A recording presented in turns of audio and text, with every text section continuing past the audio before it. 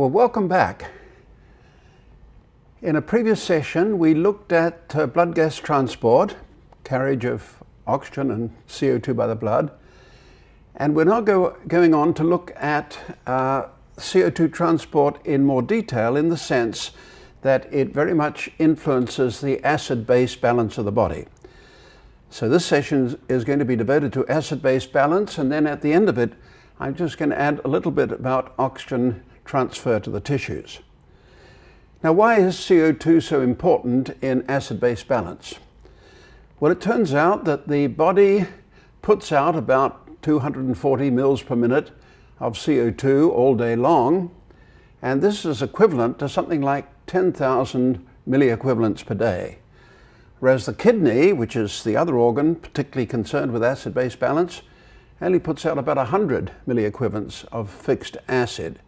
So you can see that the lung has an enormous role in acid-base balance, and furthermore, by altering ventilation, we can rapidly control the acid-base status, and that's why we're going to consider that in this series on respiratory physiology. I should say, though, that the renal people, the renal physiologists, also are very concerned with acid-base balance, and so they would also have a contribution to make. Well, now let's start by looking at a couple of definitions here.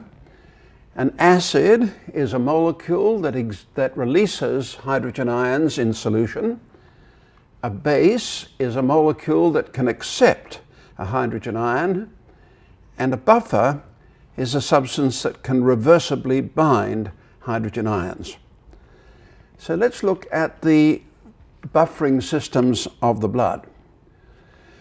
The definition, as you see here, is that a hydrogen ion is taken up by a buffer, and that's given, the result is over here. And the most important buffer system in the blood is the bicarbonate system, where the hydrogen ion is combined with a bicarbonate ion to give carbonic acid. Proteins also, though, have important buffering functions, particularly hemoglobin, which is a predominant protein in the blood, and they can take part in the reaction as shown here, the hydrogen ion plus the protein, to give a combination here.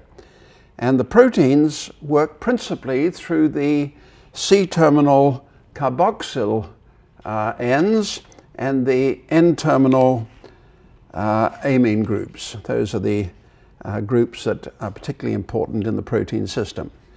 There's also a phosphate system shown at the bottom here, but that is less important than the other two systems. And we're going to be concentrating on the bicarbonate system here. Now, this shows what's called the titration curve for the bicarbonate buffer system.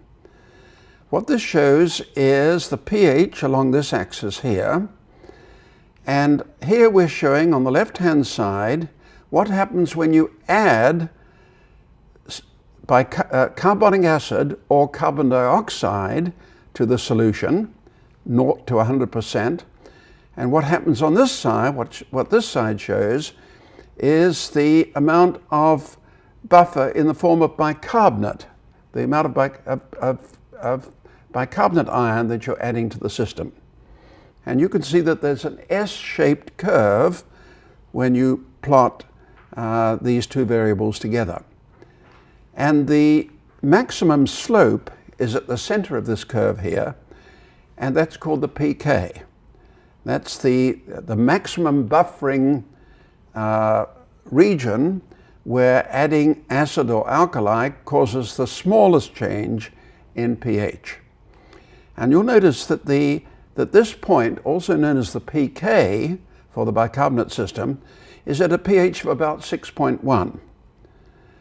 Actually, the normal operating point in the body, of course, is 7.4. And you could argue that the system would do better if the pK were closer to 7.4. But the buffering system does pretty well as it is, and not for us to try and change it. Okay, let's look at the bicarbonate reactions in a little bit more detail here. So when carbon dioxide is combined with water, it forms carbonic acid. And it does this under the influence of the enzyme carbonic anhydrase. You remember we talked about that when we looked at blood gas transport and made the point that the red cells contain carbonic anhydrase, substantial amount, so this reaction is very fast within the red cell, but it's very slow in the plasma in the absence of the red cell because plasma does not contain carbonic anhydrase. And then the carbonic acid, of course, dissociates into a hydrogen ion and a bicarbonate ion. And we can use the law of mass action to write down an equilibrium constant, which is shown here. It's the product of these two on the right-hand side of the equation divided by this on the left-hand side. So it's the concentration of hydrogen ions times the concentration of bicarbonate ions over the concentration of carbonic acid. And for the carbonic acid, we can write the solubility of carbon dioxide times the PCO2. So that allows us to get PCO2 into the equation. Now, what do you think the solubility of CO2 is? Well, you remember when we talked about the carriage of oxygen and CO2 by the blood, we pointed out that oxygen has a solubility of 0.003 mils per deciliter per millimeter of mercury, and we said that CO2 had a solubility of 0.067 mils of CO2 per deciliter per millimeter of mercury. So you may say, what's this 0.03 doing here for solubility? Well, the answer is that we're using different units. Here we're talking in terms of millimoles per liter per millimeter of mercury. Previously we were talking in terms of mils of CO2 per deciliter of blood, and that explains the difference in the constants. So the constant we're going to be using here for the solubility is 0.03. Now we can rearrange this equation and take logarithms, and I'm not going to do that in detail, but if you do that, you end up with the equation here that the pH is equal to the pK, which we saw was 6.1 for the bicarbonate system, plus the log of the ratio of bicarbonate to carbonic acid, or in this case 0.03 times PCO2. And that's known as the Henderson-Hasselbalch equation. It's a very important equation, and we're going to be using it extensively. And incidentally, we can see immediately that if the ratio of bicarbonate to PCO2 remains constant, then the pH is going to remain constant, okay?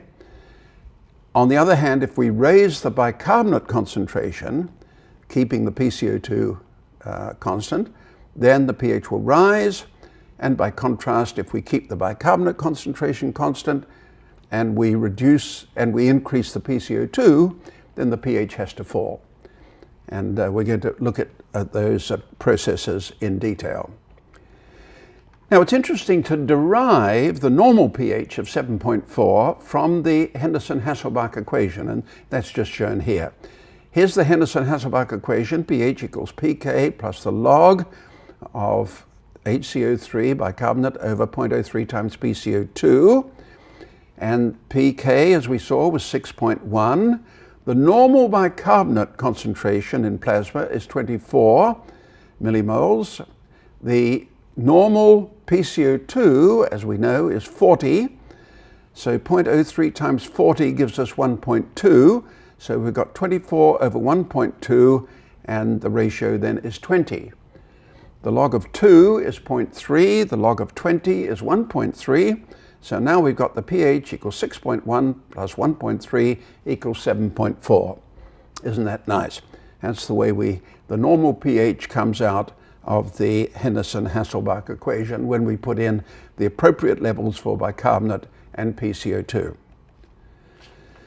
Now we're going to be looking at the interrelationships between PCO2, pH, and bicarbonate. So we've got three variables. And there are various diagrams for looking at the interactions between these variables. There must be a dozen or so out there. But the one that we find most convenient is called the Davenport diagram, and that's the one we're going to use. And here's the backbone of the Davenport diagram shown here. As you can see, on the vertical axis, we've got plasma bicarbonate. On the horizontal axis, we've got pH, and we've got these lines of constant PCO2 ranging across the diagram. Sometimes those are called isopleths. Isopleths meaning a constant value for the variable, in this case PCO2. And let's start by trying to understand how we would derive one of the isopleths for PCO2, and that's shown here. Here's the same diagram, plasma bicarbonate on this axis, pH on this axis, and here's the Henderson-Hasselbalch equation up here for a PCO2 of 40. Okay, so PCO2 of 40 times 0.03, the solubility gives us 1.2. And so what we do is we put a point on this diagram indicating the normal situation. The normal situation is a bicarbonate of 24 milliequivalents per liter, a pH of 7.4, and so there we are. That's our normal point. Now we vary the bicarbonate concentration in this equation and calculate the change in pH. So as we alter as we say raise the bicarbonate concentration, we find the pH increases, and we follow along this line here. As we decrease the bicarbonate concentration, we find the pH falls, and we go along the line here. So that's how we derive the isopleth for the normal PCO2 of 40.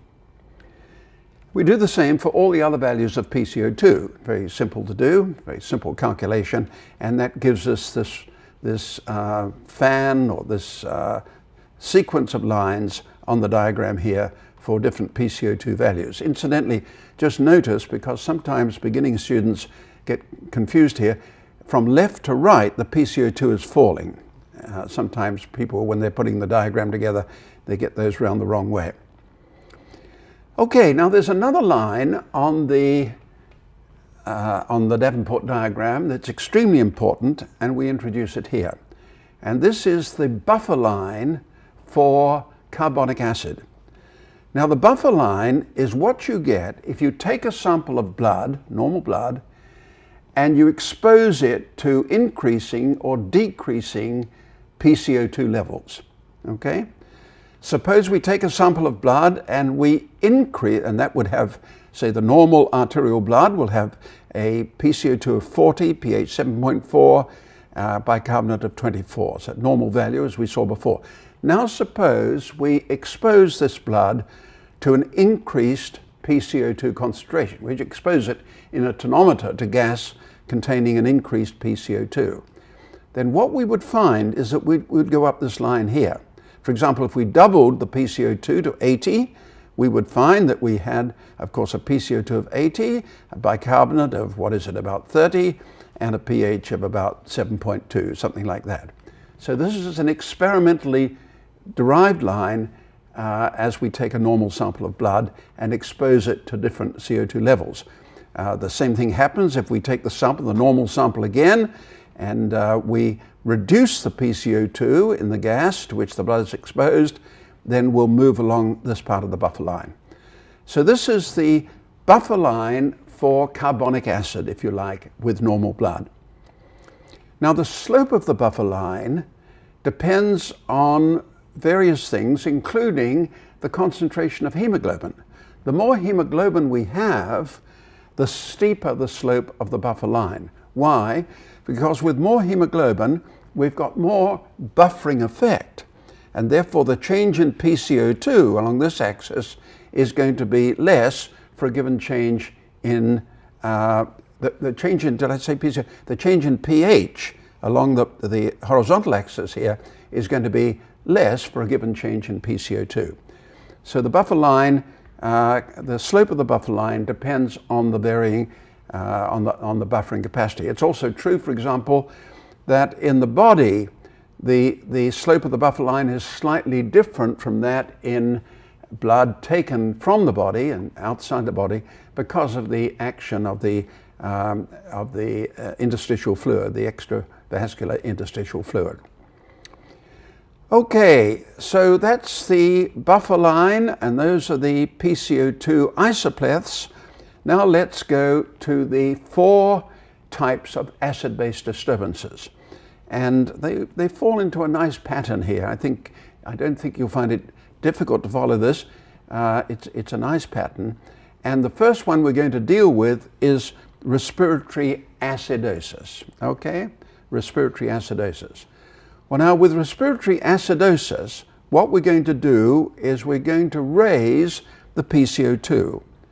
And therefore, and that's all we're doing, raising the PCO2, and therefore we're going to move along the buffer line. And what we see is that the PCO2 is increased, and going along the buffer line, of course, the plasma bicarbonate increases and the pH decreases. Sometimes students at the beginning will say, well, if all you're doing is adding CO2, why does the bicarbonate increase? Well, of course, it increases because when you add CO2, you're forming not only hydrogen ions, but bicarbonate ions as well, and therefore both of them change. The increase in hydrogen ion concentration will cause the pH to fall, and then the increase in bicarbonate concentration will cause the bicarbonate to rise. Okay, now, as you know, as we've talked, well, first of all, let me say, how far has the PCO2 changed here? Well, in this particular example, the PCO2 has changed from 40 to 80, so it's actually doubled.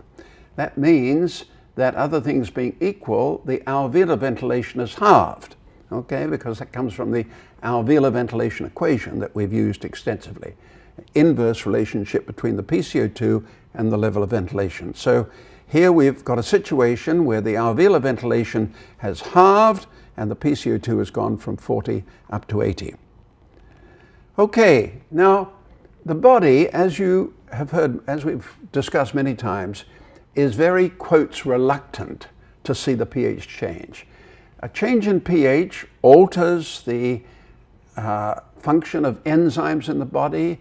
It changes the conformation of proteins. It has central nervous system effects. The body does not like a change in pH. And so it tries to prevent that. I'm talking now anthropologically. There are mechanisms that tend to reduce that, I should say. And the way the body responds to this respiratory acidosis is to have the kidney retain more bicarbonate. And as it retains more bicarbonate, we move along the CO2 isopleth because we're assuming here that what the kidney is doing is not changing the ventilation. The ventilation is reduced because maybe the patient has taken an overdose of some drug that has reduced alveolar ventilation. That's why the PCO2 has risen. And we're assuming the PCO2 remains at 80, but the kidney is conserving bicarbonate. And so we're moving up the isopleth for a PCO2 of 80. And we might end up here. And you can see that what this has done, as well as increasing the bicarbonate concentration, of course, is it has increased the pH, brought the pH back towards the normal level. In fact, this might go even further. It's possible, although actually unlikely, that the increase in bicarbonate concentration should be so great that the pH is brought back to the normal value. That actually, in practice, hardly ever happens. Usually the compensation, and we call it metabolic compensation because it's the kidney that's doing it, metabolic compensation for the respiratory alkalosis is never complete. And so we normally end up with a partially compensated respiratory acidosis, okay? And this one shows, just out of interest, a fully compensated one here. Now we have a name for the distance between the point, the vertical distance between the point and the normal buffer line. And that is called the base excess. It's a measure, you see, of the amount of bicarbonate which has been added. And the base excess, in this case, the example I'm showing here, this is about 24, this is about 48, so what's that? Something like 24, if I've got my sums right, would be the base excess in milliequivalents per liter, something like 24. Okay. Okay, so that's respiratory acidosis. let's go on now to respiratory alkalosis.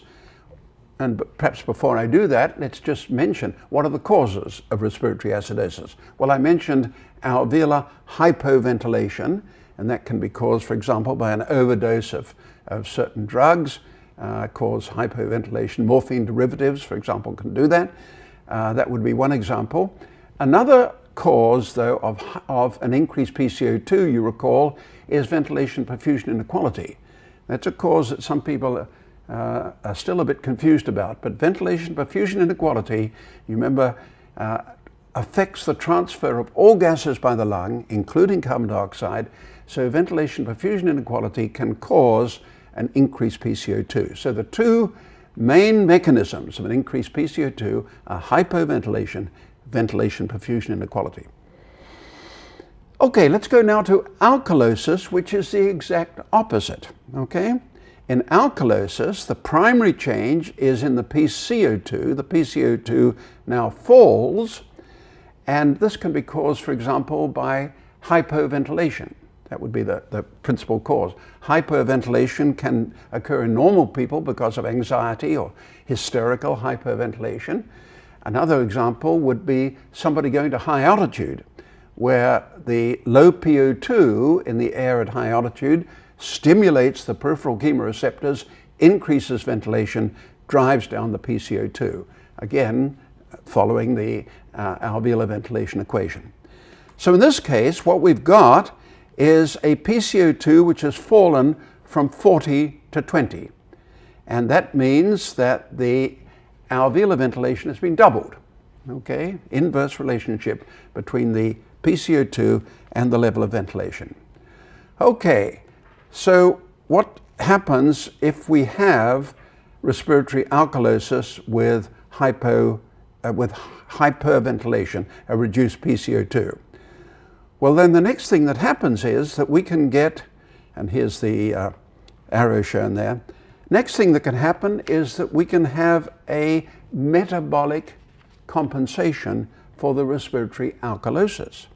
In this case, we move down along the isopleth for a PCO of 20. See, again, we're assuming that the metabolic compensation is not affecting the root cause of the low PCO2. This patient is still at high altitude, is still ventilating high, and has a low PCO2, but the kidney now is going to excrete bicarbonate and thus reduce the plasma bicarbonate concentration and bring the pH back toward the normal level. Okay? So this is metabolic compensation, and again, it's rarely complete. Normally what we see is a partial compensation for the respiratory alkalosis. So the technical name for this would be respiratory alkalosis with partial metabolic compensation. Okay, let's now go to the next cause, which is metabolic acidosis. Now, metabolic acidosis and alkalosis are caused by changes, primary changes in the level of bicarbonate. Up to now, we've been looking at the primary changes in the PCO2 level. Now we're going to look at the primary changes in bicarbonate. And metabolic acidosis occurs when the bicarbonate concentration is reduced. And you can see we're going along this line here, low bicarbonate here. We're assuming with this metabolic abnormality that the ventilation hasn't changed, okay? And we're simply going down the isopleth for PCO2 and ending up down here. Now, what could cause a metabolic acidosis? Well, any acids added to the blood. For example, in uncontrolled diabetes, or diabetes mellitus is the correct name for it, in uncontrolled diabetes, there are keto acids that are put out, and these are a relatively common cause in poorly treated diabetes. These can cause a severe metabolic acidosis.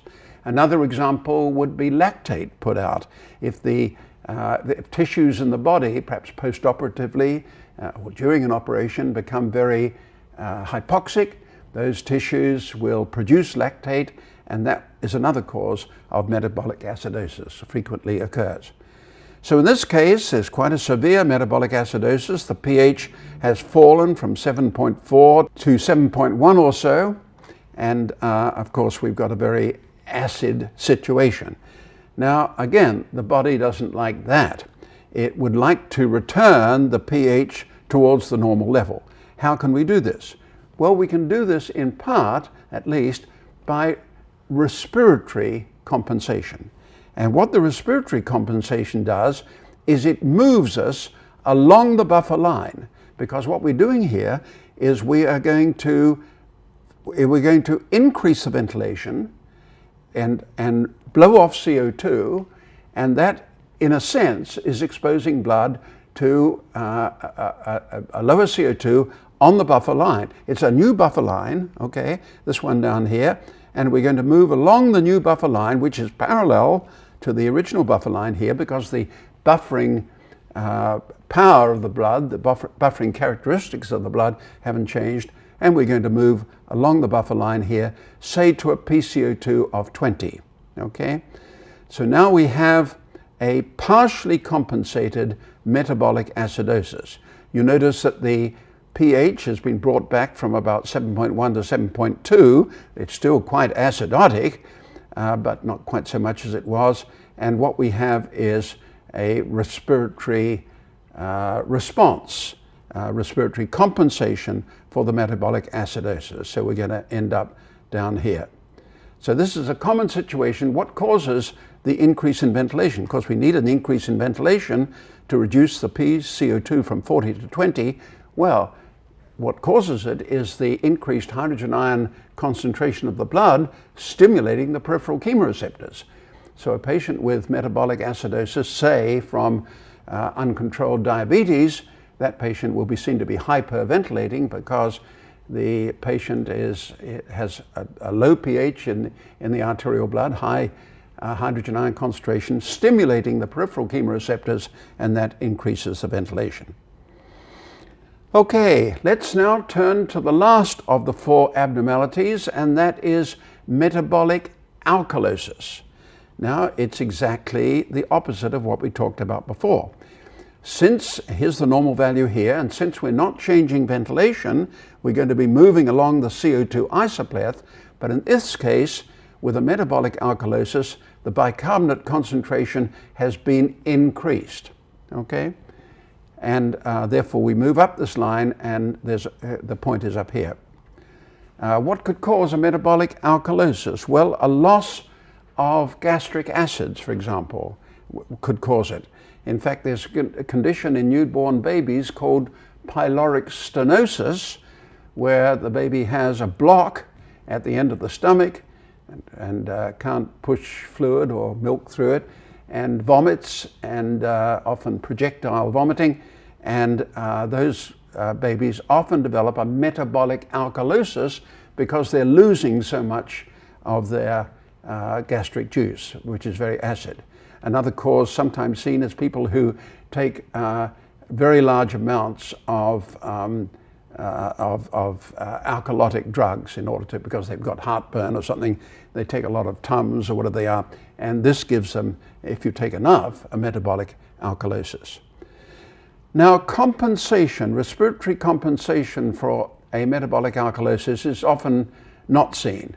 There may be a very slight amount, perhaps, but usually this is not the case, because in this case, of course, the pH is rising, and that usually doesn't have much effect on the peripheral chemoreceptors.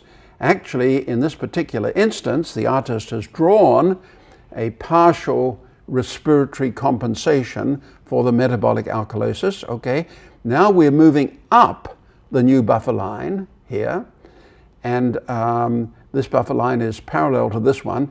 And incidentally, as I said before, if you want to report the basic cess, it's the distance between the two buffer lines. And I meant to mention that when I talked about metabolic acidosis, and I forgot to do it. But the distance between the point, the vertical distance between the point and the buffer line, or the vertical distance between the two buffer lines, is called the basic cess. If the distance is down here, you can call it a negative basic cess if you want, or you can call it a base deficit. Both terms are used. Okay. Now, the artist has drawn here an example of complete respiratory compensation for metabolic alkalosis. Actually, it never occurs. Take it from me, it never occurs. But what it points out is something interesting, that you can reach the same point by two very different processes. You see, in this case, it's been a metabolic alkalosis with respiratory compensation, or it's been a respiratory acidosis, going from 40 to 80, with a metabolic compensation. And they both end up at the same point. And so what the artist is making the point that sometimes you can reach the same point on the Davenport diagram by two different methods. This one it's extremely unlikely that this would happen with metabolic alkalosis. I don't think it ever happens. But the opposite sometimes does. Sometimes if you've got a respiratory alkalosis, where you come down below the buffer line here, a respiratory alkalosis and a compensated metabolic acidosis, they can end up at the same point here. And this just brings out the fact that some of these acid-base abnormalities are pretty complicated, and it takes us a while to sort out what's happening. There are different paths through which different paths that can be taken on the Davenport diagram. Okay, so that's, I think, all we're going to say about the acid-base balance. It's a nice, clean area of physiology, in my opinion. The Davenport diagram is extremely valuable, and by plotting the movement of the points in this way, we can clearly see what happens with respiratory acidosis or alkalosis, metabolic acidosis or alkalosis, both with their compensating movements. Now I'm going to change gears a bit here, because when we talked about the transport of oxygen and CO2 to the blood, we ended up at the peripheral capillaries pretty much. And we did not deal with oxygen delivery to the tissues. We didn't have time, that's why. And this is a convenient time to do it now. Consider this as a sort of coda to the discussion of oxygen and CO2 transport. Of course, acid-base is closely linked to oxygen and CO2 transport, which is why we've been looking at it here. And here's a nice diagram, which very pretty, and shows us how we can compare the movement of oxygen from the lungs into the pulmonary capillaries and from the systemic capillaries to the mitochondria. The point is that the initial movement to the blood gas barrier is by ventilation. Okay? Now, one little caveat here, though, is that the final movement in the acini is actually by diffusion in the gas phase. But let's call the whole of that ventilation. Okay? The movement of inspired oxygen to the blood gas barrier. And then oxygen is going to move across the blood gas barrier by diffusion. Remember, we devoted a whole session to that because it's an important concept. And once the oxygen is in the pulmonary capillary blood, of course it's moved around by a convective process called perfusion. Well, I should say ventilation is convective too. This is diffusion, and this is another convective process, perfusion, within the blood vessels. And so the oxygen finds its way then to the systemic capillaries, say, of the leg. And once it gets to the systemic capillaries, again, the same processes occur. It's got to diffuse across the wall of the capillary and through the tissue to the mitochondria, where the oxygen is eventually utilized. Okay? So it's a nice, if you like, a nice pattern here, a nicely balanced pattern of ventilation, diffusion, perfusion, and diffusion again within the tissue. Now, there are important differences between diffusion from the alveolar gas into the pulmonary capillary blood on the one hand, and diffusion from the systemic capillary blood through the tissues to the mitochondria on the other hand. And the main difference is the distances. The distance here from the alveolar gas to the interior of the red cell is what, 3 or 4 microns. The red cell diameter is about 7 microns. Of course, the diffusion across the blood gas barrier itself is only about 0.3 of a micron. It's very, very short. But the blood still has to go through the lumen of the capillary, through the plasma or through the red cell to the center here. And so we're talking about 3 or 4 microns of distance. Not so in the tissues. In the tissues, for example, muscle, the capillaries are of the order of 50 microns apart. So you've got a much bigger diffusion path for the gases to traverse. And that's a big difference between the two diffusion processes. Now, if we look at the Fick equation again, and we've seen this now 2 or 3 times, you remember we pointed out that, well, first, just to recap, the volume of gas going through a tissue slice here, proportional to the area of the slice, inversely proportional to its thickness, proportional to a diffusion constant called the diffusivity, and the partial pressure difference between the two. Now, this diffusion constant, you remember, is given by the solubility of the gas in the tissue divided by the molecular weight. Now, remember we calculated that for CO2 and oxygen and found that the value of D, the diffusivity, was about 20 times greater for CO2 than for oxygen.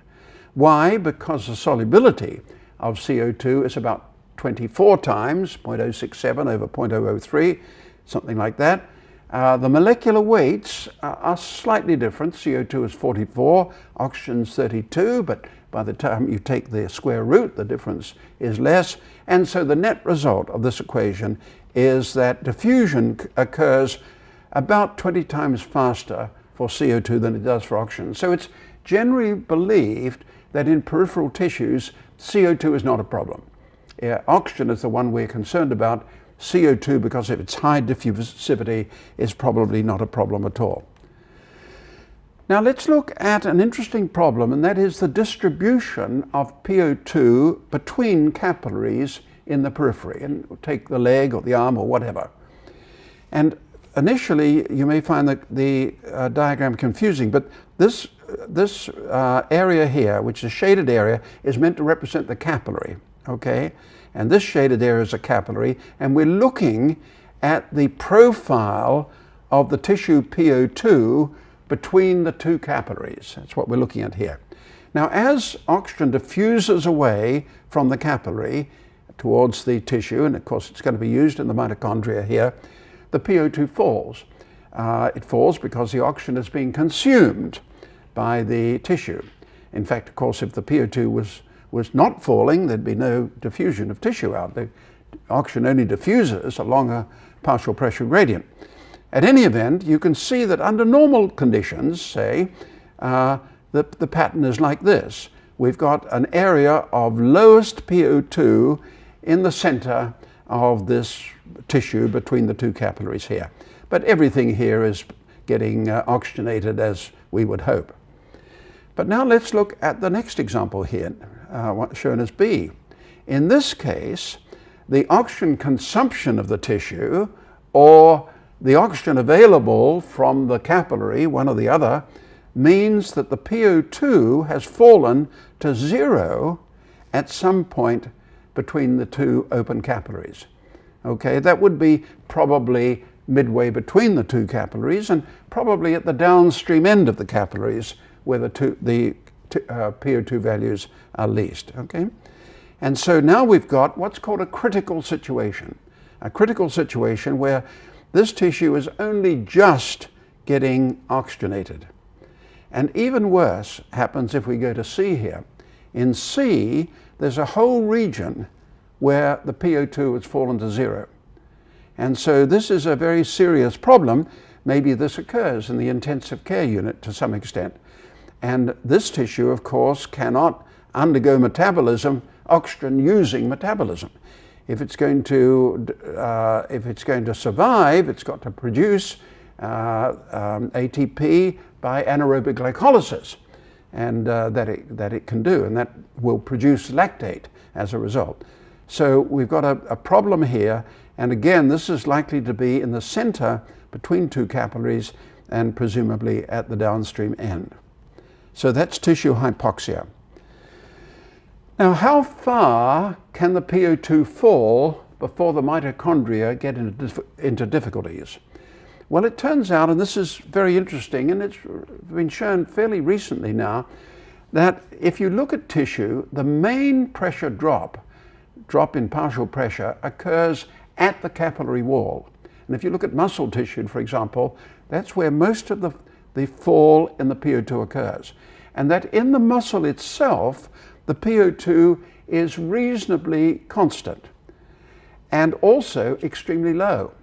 It turns out that in exercising muscle at rest, the PO2 is of the order of 2, 3, 4 millimeters of mercury, extraordinarily low.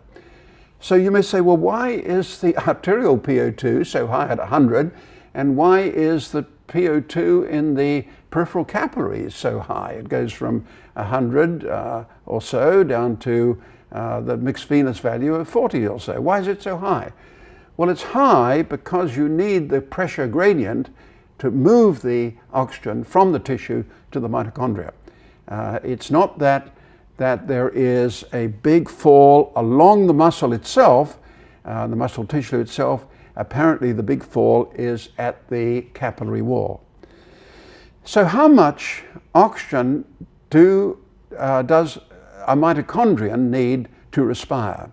And that's an interesting question, and we don't know exactly, but here's some nice data. Here's the oxygen uptake of mitochondria here, plotted against the PO2. Now, of course, these measurements are made in an in vitro situation. These are actually, I believe these are liver mitochondria in a dish of some kind, and they're able to measure the oxygen consumption as the PO2 is reduced. But the carry home point is that you can reduce the PO2 in this example to about 2 millimeters of mercury before you see a fall in the mitochondrial consumption, oxygen consumption. So this means that the mitochondria don't need a great deal of oxygen in order to respire. And just to recap, the reason why the PO2 values are so much higher in the peripheral capillary blood is to maintain a necessary PO2 gradient from the blood to the mitochondria so the oxygen can get there. Now, if we don't have enough oxygen in tissue, it's called tissue hypoxia. And a number of years ago, people used this classification. I'm not sure that it's terribly helpful, but I'm going to mention it briefly.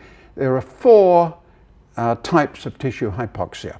One is what was called hypoxic hypoxia. That's the sort of thing you get at high altitude, where the PO2 in the arterial blood is low because the PO2 in the air around the climber is low, and that causes tissue hypoxia.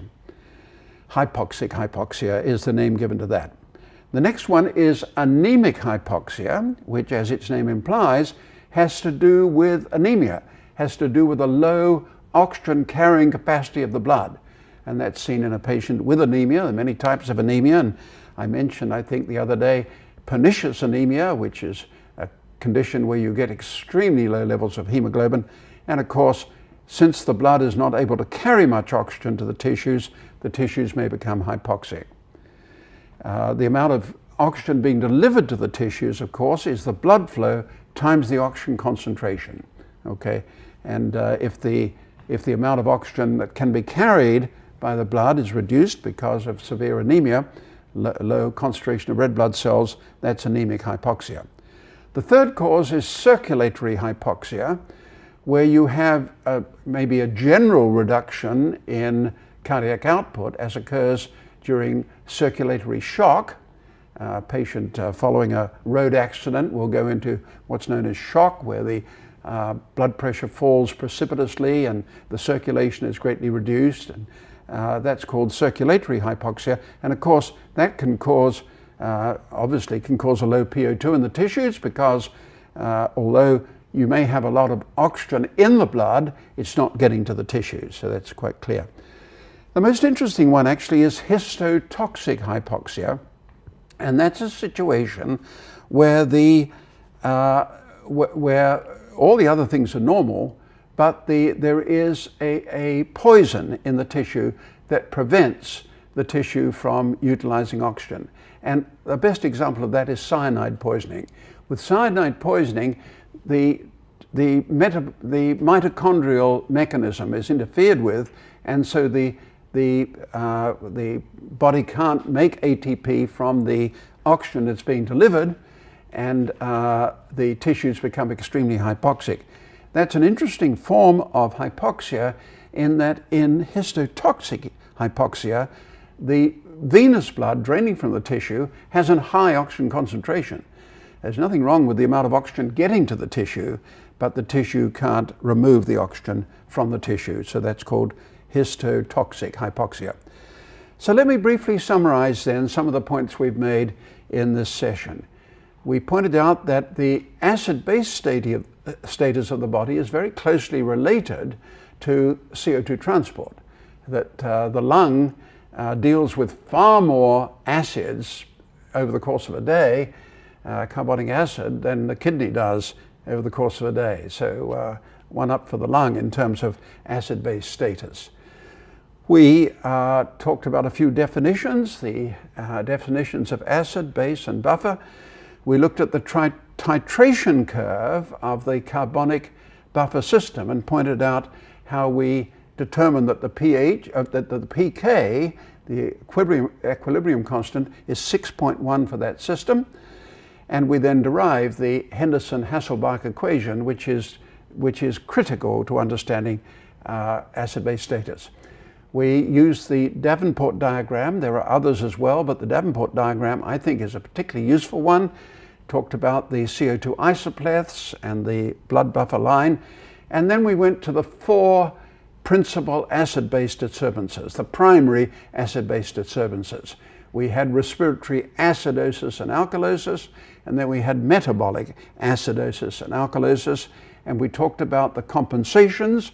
For the respiratory abnormalities, you get a metabolic compensation where the kidney either increases or decreases the level of bicarbonate in the blood. And for the metabolic abnormalities, we talked about respiratory compensation, where for metabolic acidosis, for example, there's an increase in ventilation, and the reverse for metabolic alkalosis, although that may often not occur. In fact, usually doesn't occur, but those compensations are available.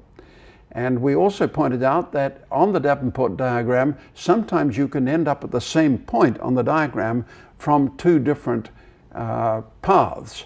And sometimes, I should add, these acid-base disturbances can be very complicated. Sometimes they're confused. A patient with severe disease has so many abnormalities that it's sometimes quite difficult to work out exactly what has happened, but the principles are what I've indicated here. Finally, we talked about oxygen delivery of tissues. We pointed out that the Fick equation for diffusion is a bit of a problem in the tissues because of the distance that that oxygen and CO2 have to cover, more like 50 microns in the tissues compared with less than 5 in the lung.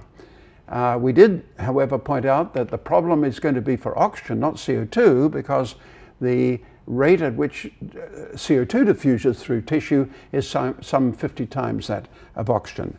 We mentioned that the PO2 between the capillaries can fall to a critical level under some conditions, and under some conditions it falls to 0, and then presumably anaerobic glycolysis takes over.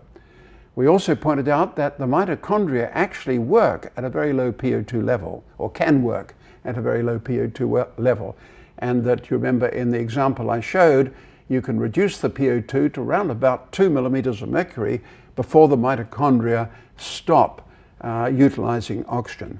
And we ended up with a brief classification of the types of tissue hypoxia.